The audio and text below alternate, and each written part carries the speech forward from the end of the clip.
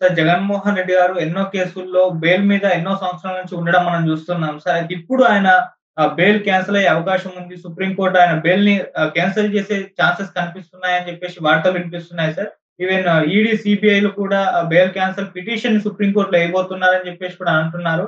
మరి పిటిషన్ ఏస్తారా? Bail cancel చేసే అవకాశం ఏమన్నా ఉందా? మళ్ళీ జగన్మోహన్ రెడ్డి గారు జైలుకి వెళ్ళే అవకాశాలు కనిపిస్తున్నాయా సార్? ఒక్కొక్కసారి రాజకీయాల్లో ఎలా ఉంటదంటే చాలా చిన్న తప్పు కూడా పెద్ద స్థాయిలో పరిణమిస్తది. మనకు తెలుసు కేసీఆర్‌కి మంత్రి పదవి ఇచ్చుంటే అసలు తెలంగాణ మూవ్‌మెంట్ లేదని చాలా మంది చెప్తారు. ఎందుకంటే చంద్రబాబు గారిని కేసీఆర్‌కి మంత్రి పదవి ఇచ్చుంటే ఆయన బయటికెళ్ళి ఆహ్, టీఆర్ఎస్ పెట్టే పరిస్థితి లేదు. ప్రత్యేక తెలంగాణ ఉద్యమం జరిగేది కాదని. అట్లాగే జగన్ గూడా ఒక పెద్ద తప్పు ఏంది అంటే రఘురామకృష్ణరాజుని వేధించడం. రఘురామకృష్ణరాజు మీద రాజద్రోహ చట్టం పెట్టి సిఐడి ద్వారా వేధించడం అనేది జగన్ చేసిన తప్పు. దానివల్ల ఒక ఎనిమీని జగనే తయారు చేసుకున్నాడు. దానివల్ల రఘురామకృష్ణరాజు జగన్‌ని ఒక రకంగా ఆహ్, ఎవరు ఇబ్బంది పెట్టనంతగా పెడుతున్నాడు. మామూలుగా పబ్లిక్ లైఫ్‌లో జగన్‌ని రోజు వచ్చి జగన్ మీద వీడియోలు చేయడం, జగన్‌ని అవహేళన పరచడం, జగన్‌ని చాలా తక్కువ స్థాయిలో డీల్ చేసి నీ వల్ల అయితే నన్నేమైనా చేసుకో అని ఒక ఛాలెంజ్ ఇసిరినా జగన్ ఏం చేయలేని పరిస్థితిలోకి జగన్ వెళ్ళిపోయాడు. సో, ఈ కాంటెక్స్ట్‌లో రఘురామకృష్ణరాజు జగన్‌కి సంబంధించి 2 పిటిషన్‌లని సుప్రీం కోర్ట్‌లో ఏసాడు. యాక్చువల్‌గా ముందు హైకోర్ట్‌లో ఏసాడు. హైకోర్టు అతనికి నీకు సంబంధం ఏంటి ఈ కేసుతో అని కొట్టేసింది. దాంతో ఆయన సుప్రీం కోర్ట్‌కేసాడు. సుప్రీం కోర్టు ఆహ్, డి డివై చంద్రచూడ్ బెంచ్ అంటే చీఫ్ జస్టిస్ బెంచ్ దాన్ని యాక్సెప్ట్ చేసింది. విచారణ జరుగుతుంది. ఆ 2 పిటిషన్‌లు ఏందంటే ఒకటి జగన్ 11 సంవత్సరాలుగా ఈడీ అండ్ సిబిఐ కేసుల్లో దాదాపు 18 కేసుల్లో ఆయన బెయిల్ మీద తిరుగుతున్నాడు. బెయిల్ రద్దు చేయాలి. ఎందుకంటే అతను సాక్షుల్ని బెదిరిస్తున్నాడు. అప్పట్లో అయితే అధికారంలో ఉన్నప్పుడు కాబట్టి అధికారంలో ఉన్నాడు. సాక్షుల్ని బెదిరిస్తున్నాడు. సాక్ష్యాధారాలను తారుమారు చేస్తాడు. కోర్టుకి హాజరు కావట్లేదు. ఈ కేసు ముందుకు పోవట్లేదు. అందుకని బెయిల్ రద్దు చేసి ఆయన కేసుని త్వరగా తీర్చండి. సుప్రీంకోర్టు ఆమోదించింది. ఎందుకంటే అనేక సార్లు సుప్రీంకోర్టే ప్రజా ప్రతినిధుల మీద ఉన్న కేసుల్ని త్వరితగతిన ముగించాలని హైకోర్టులకి సుప్రీంకోర్టే గైడ్ లైన్స్ పాస్ చేసింది. అలాంటప్పుడు 11 నెలలుగా బెయిల్ మీద ఉండి ఈ కేసులు ముందుకి వెనక్కి వెళ్లకుండా ఉంటే సుప్రీంకోర్టు ఖచ్చితంగా దాని మీద దృష్టి సారించాల్సిన అవసరం అయితే ఉంటది. ఎందుకు జగన్ మీద ఈ 11 ఏళ్లుగా ముందుకు వెనక్కి వెళ్ళలేదంటే కారణం మోడీని. మోడీకి అనుకూలంగా ఉంటే వాళ్ళను తను జాగ్రత్తగా కాపాడుకుంటాడు మోడీ. మోడీకి ఇబ్బందిగా ఎవరైనా ఉంటే వాళ్ళని జైలుకి పంపిస్తాడు. వాళ్ళ మీద ఈడీలు, సిబిఐలు బయటకొస్తాయి. అయితే జగన్ మీద మోడీకి ఉన్న అండర్‌స్టాండింగ్ ఏంటంటే జగన్ కంప్లీట్ ఫ్రీడమ్ ఇస్తే ఇతను ఎదురు తిరగదు. సో సుప్రీం కోర్టులో రఘురామకృష్ణరాజు 2 పిటిషన్లు వేశాడు. ఒకటి ఈ బెయిల్‌ని రద్దు చేయమని, 2 ఈ కేసుని ఆంధ్రప్రదేశ్ హైకోర్టు నుంచి తెలంగాణ హైకోర్టు నుంచి వేరే రాష్ట్రానికి మార్చమని కూడా ఆయన బెయిల్ పిటిషన్ వేశాడు. అయితే మొన్నటి వరకు చీఫ్ జస్టిస్ కింద ఇది బెంచ్ లో ఉన్నింది. ఇప్పుడు justice Sanjay Khanna chief justice అయ్యారు.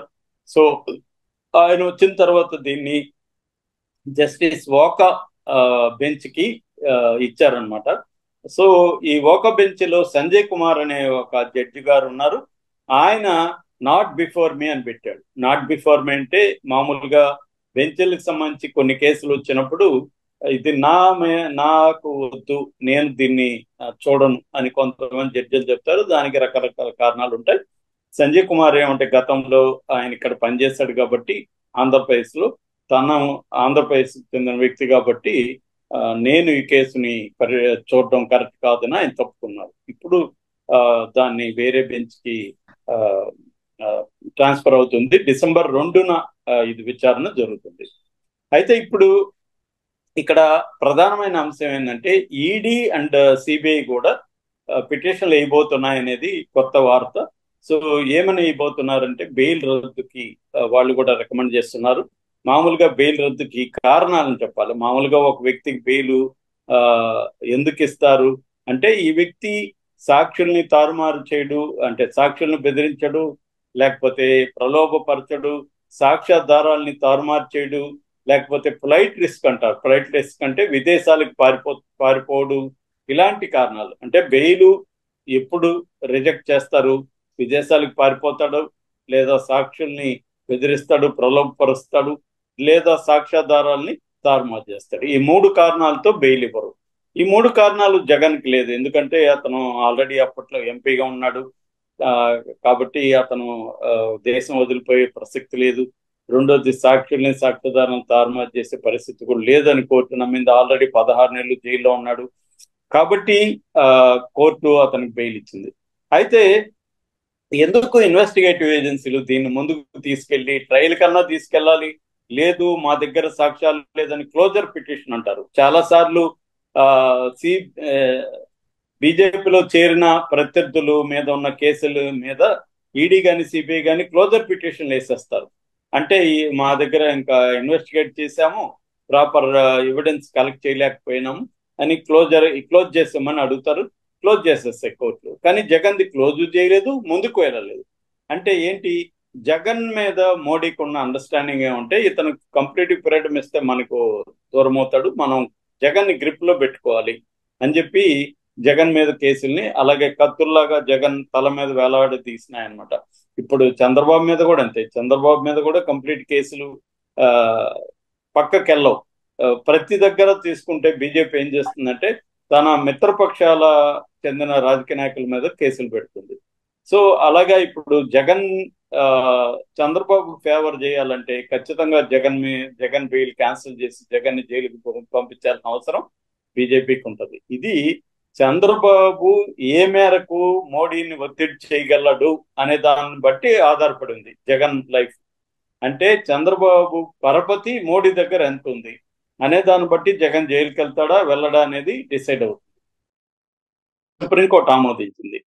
ఎందుకంటే అనేక సార్లు సుప్రీంకోర్టే ప్రజాప్రతినిధుల మీద ఉన్న కేసుల్ని త్వరితగతిన ముగించాలని హైకోర్టులకి సుప్రీంకోర్టే గైడ్ లైన్స్ పాస్ చేసింది. అలాంటప్పుడు 11 నెలలుగా బెయిల్ మీద ఉండి ఈ కేసులు ముందుకి వెనక్కి వెళ్లకుండా ఉంటే సుప్రీంకోర్టు ఖచ్చితంగా దాని మీద దృష్టి సారించాల్సిన అవసరం అయితే ఉంటది.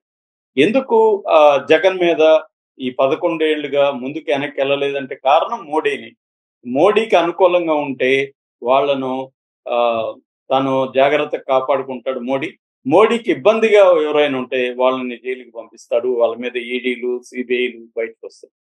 అయితే జగన్ మీద మోడీకి ఉన్న అండర్స్టాండింగ్ ఏంటంటే జగన్ కంప్లీట్ ఫ్రీడమ్ ఇస్తే ఇతను ఎదురు తిరగదు.